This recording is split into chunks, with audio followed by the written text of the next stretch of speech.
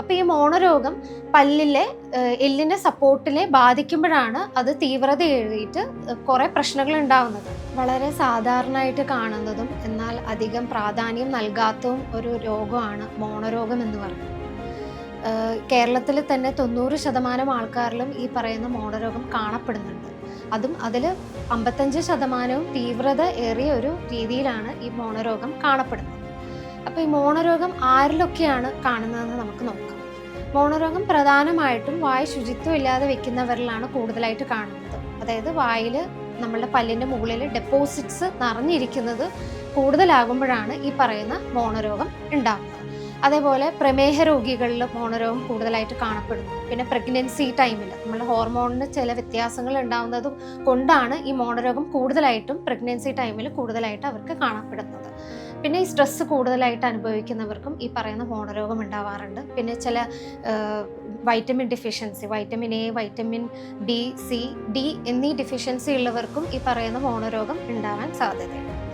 അപ്പോൾ എന്താണ് ഈ മോണരോഗം? നമ്മളുടെ മോണയിൽ അണുബാധ ഉണ്ടാവുന്നതിനെയാണ് നമ്മൾ മോണരോഗം എന്ന് പറയുന്നത്.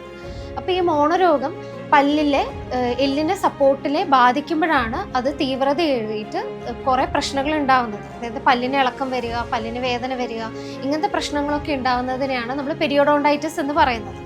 അപ്പോൾ ഇത്തരം മോണലക്ഷണങ്ങൾ കാണുമ്പോൾ എത്രയും പെട്ടെന്ന് ഡെന്റിസ്റ്റിനെ കാണുകയും ചികിത്സ തേടുകയും ചെയ്യേണ്ടതാണ്.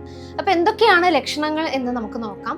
ഒന്ന്, മോണ ചുവപ്പ് നിറത്തിലാവുക, അല്ലെങ്കിൽ ബ്രഷ് ചെയ്യുമ്പോഴോ അല്ലെങ്കിൽ ഭക്ഷണം കഴിക്കുമ്പോഴോ രക്തം വരിക, അല്ലെങ്കിൽ പല്ലിൻ്റെ ഇടയിൽ സ്പേസ് പെട്ടെന്ന് കൂടുതലാവുന്നത് പോലെ തോന്നുക, അല്ലെങ്കിൽ മോണ താഴേക്ക് ഇറങ്ങി നിൽക്കുന്നത് പോലെ തോന്നുക.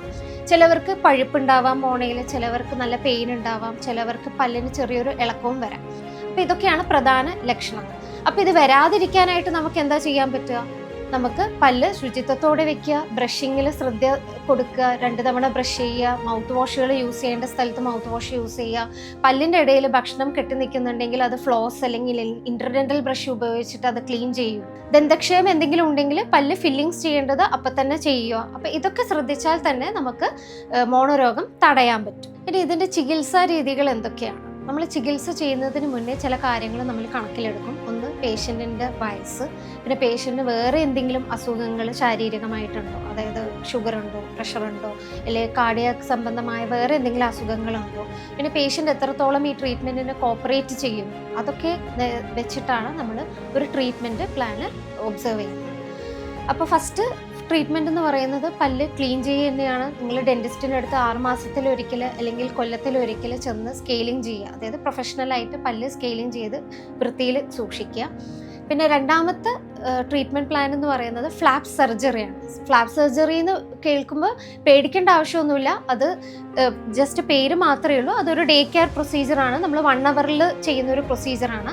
അതായത് ഈ മോണരോഗം കാരണം എല്ലിന് തേയ്മാനം കൂടുതൽ വരികയാണെന്നുണ്ടെങ്കിൽ നമ്മൾ മോണ തുറന്ന് ക്ലീൻ ചെയ്ത് അവിടെ മരുന്നും എല്ലിന് ചില പൊടികളും വെച്ചിട്ട് അടയ്ക്കുന്നു. അതാണ് ഫ്ലാപ്പ് സർജറി. ഇതാണ് നമ്മൾ കൂടുതൽ തീവ്രതയിൽ മോണരോഗം ഉള്ളവർക്ക് വേണ്ടിയിട്ട് ചെയ്യുന്ന ചികിത്സ.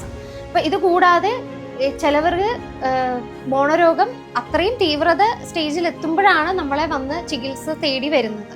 അത്തരം ആൾക്കാരിൽ നമുക്ക് പല്ലിനെ രക്ഷപ്പെടുത്താൻ കഴിയില്ല എന്നുണ്ടെങ്കിൽ നമ്മൾ പല്ല് എടുക്കുകയും ആ സ്ഥാനത്ത് വേറെ ഇംപ്ലാന്റ് എന്നുള്ള ചികിത്സാ രീതികളും ചെയ്യുന്നു.